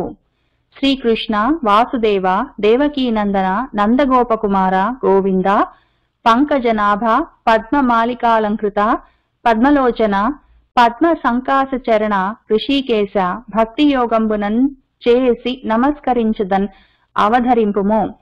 మరియు అట్లానే అవనిక అంటే తెర, మరుపున అంటే మాటున, తెరమాటున, తెర చాటున నాట్యంబు సలుపు నటన చేసేవాడు, అటువంటి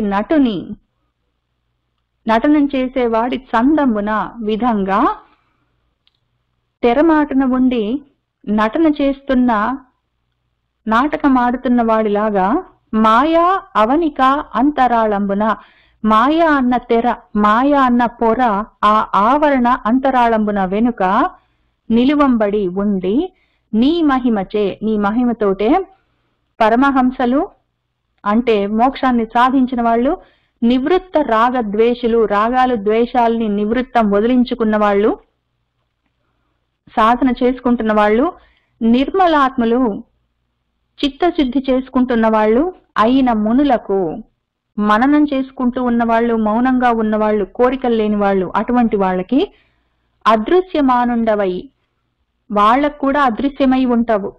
అటువంటి వాళ్లకు నిర్మలమైన మనసులున్నాయి, కోరికలు లేవు, రాగాలు ద్వేషాలు లేవు, మోక్ష ఇచ్ఛతోటి ముముక్షత్వంతో ఉన్నవాళ్ళు. అటువంటి వాళ్లకు కూడా నువ్వు అదృశ్యుడివై ఉంటావు. ఏదో తెర వెనుక ఉండి మొత్తం నాటకాన్ని నడిపిస్తున్న వాళ్ళలాగా ఉంటావు. ఈ మాయా తెర మొత్తం ఈ ఆవరణ వెనకాల ఉంటావు, నడిపిస్తూ ఉంటావు, ఎవరికి కనిపించకుండా ఉంటావు. నువ్వు అటువంటి వాళ్ళకే, మునులకు ఋషులకు పరమహంసలకే నువ్వు కనిపించవు. అట్లాడివి పైగా నువ్వు పరిచ్ఛిన్నుండవు కాని, ఆ పరిచ్ఛిన్నుండవు కాని వాడివి, అపరిచ్ఛిన్నుడివి. పరిచ్ఛిన్నం అంటే ముక్కలు ముక్కలుగా ఉండడం, అపరిచ్ఛిన్నం అంటే అఖండంగా ఉండడం. అఖండంగా ఉండేవాడివి నువ్వు. అటువంటి వాడివి నీవు. మూఢ దృక్కులు, మూర్ఖపు చూపులతో ఉన్నవాళ్ళు. జ్ఞానపు చూపు లేదు, మోహంతో చూపులే ఉన్నాయి.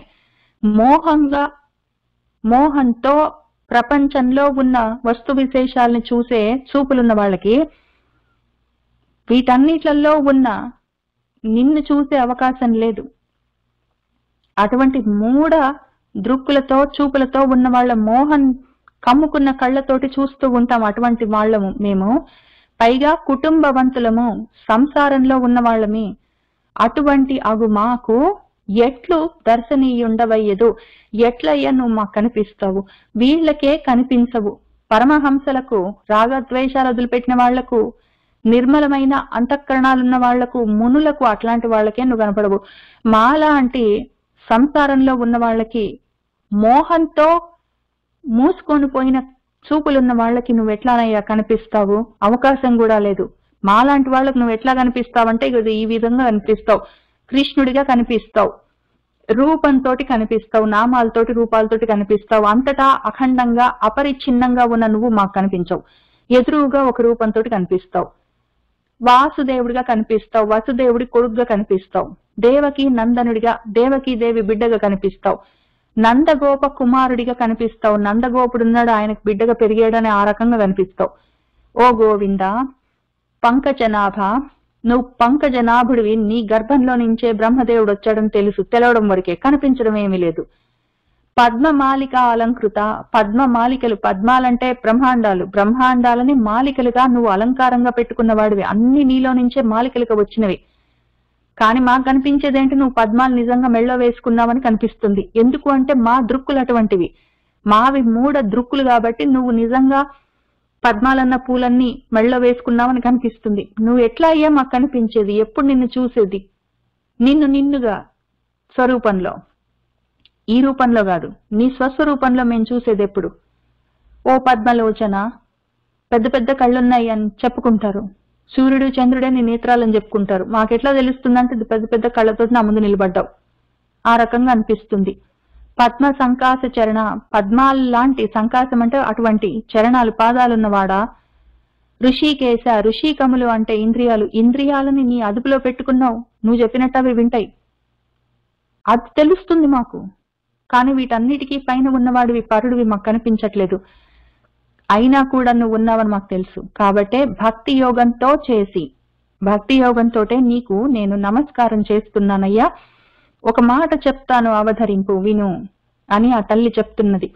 ఆమె ఏమంటుందంటే, తనయుల తోడనే దహ్యమానం బగు జతు గృహం బంధును చావకుండా కురురాజు పెట్టించు ఘోర విషంబుల మారుత పుత్రుండు మడియకుండా దార్త్ర రాష్ట్రుడు సముద్ధతి చీరలొలువంగా ద్రౌపది మానంబు తలగకుండా గాంగేయ కుంభజ కన్నాది ఘనులచే నా బిడ్డలు అనిలోన నలగకుండా విరటు పుత్రిక కడుపులో వెలయు చూలు ద్రోణనందను శరవాహ్ని కృంగకుండా మరియు రక్షించితివి పెక్కు మార్గములను నిన్ను ఏమని వర్ణింతు నీరజాక్ష. ఆమె ఏమంటుందంటే, తనయులతోడ నా బిడ్డలతో పాటు 5 మంది బిడ్డలతో పాటు, అప్పుడు వీళ్ళని ఈ రకంగా చతుగృహము అంటే ఆ లక్క గృహంలో ఆమెను పెట్టి కొడుకులతో సహా కాల్ చేయాలని చెప్పి చూసినప్పుడు వీళ్ళకి ఎక్కువ వయసు లేదు, చిన్నవాళ్ళు. ఇంకా నూతన యవ్వనంలో ఉన్నట్టున్నారు, కొద్దిగా అటు ఇటుగా. అటువంటి సమయంలో నా కొడుకుల తోడి నేను దహ్యమానం బగు దహించుకుని పోయేదాన్ని. నా బిడ్డలు నేను కాలిపోయేవాళ్ళం ఆ చతుగృహంలో, ఆ లక్క ఇంట్లో. ఆ సమయంలో చావకుండా మమ్మల్ని రక్షించావు, మేము చచ్చిపోకుండా. తర్వాత కురురాజు మన దుర్యోధనుడు మొదలైన వాళ్ళు పెట్టించిన ఘోరమైన విషాలతో మారుత పుత్రుడు మన భీముడు మడియకుండా చచ్చిపోకుండా, దార్ట్ర రాష్ట్రుడు మన ధృతరాష్ట్రుడి కొడుకు దుశ్శాసనుడు ఉద్ధతితోటి వాడు చీరలు ఒలుస్తూ ఉంటే ద్రౌపది మానము తలగకుండా పక్కకు తొలగిపోకుండా గాంగేయ కుంభజ కర్ణాది ఘనులచే, గాంగేయుడంటే భీష్ముడు, కుంభజుడు అంటే ద్రోణుడు, కర్ణుడు మొదలైన ఘనులతో నా బిడ్డలు అనిలోన, అని అంటే యుద్ధంలో నలిగిపోకుండా, విరటు పుత్రిక విరాటరాజు కూతురు మన ఉత్తర, ఆమె కడుపులో వెలయు ఉన్న చూలు ఆ కసిగందు, ద్రోణ నందను ద్రోణుడి కొడుకు అశ్వత్థామ వేసిన శరవహ్ని బాణముల యొక్క అగ్నికి తృంగకుండా అంటే తెగిపోకుండా, మరియు ఇంకా ఎన్నో రకాలుగా రక్షించితివి, మమ్మల్ని రక్షించే. 1, 2 కాదయ్యా, ఇక్కడ 3, 4 చెప్పాను. ఎన్ని సార్లు, ఎన్ని విధాలుగా, పెక్కు మారులు నువ్వు ఎన్నో సార్లు మమ్మల్ని రక్షించావే. నిన్ను ఏమని వర్ణింతు, నిన్ను ఏ రకంగా వర్ణించాలయ్యా? ఓ నీరజాక్ష, ఆ నీరజములు పద్మాల వంటి కన్నులున్నవాడా, నువ్వు 1 సారా 2 సార్ల నన్ను నా బిడ్డల్ని ఎన్నిసార్లు, ఎన్ని విధాలుగా, ఎన్ని ఆటంకాల్లో నుంచి, ఎన్ని కష్టాల్లో నుంచి రక్షించావయ్యా. చావకుండా మమ్మల్ని ఇంతవరకు తీసుకొచ్చావు.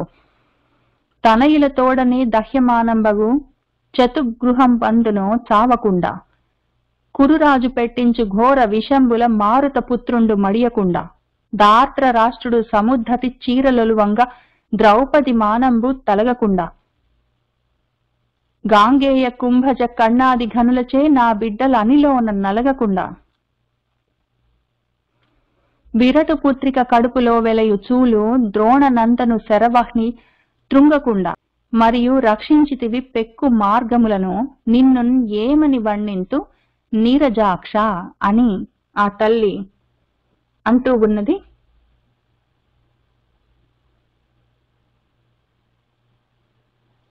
మనము ఇవాళకి ఇక్కడికి ఆపుదాము.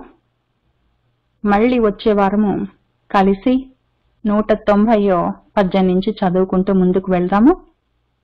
సర్వం శ్రీకృష్ణ పరబ్రహ్మ పాదారవిందార్పణమస్తు.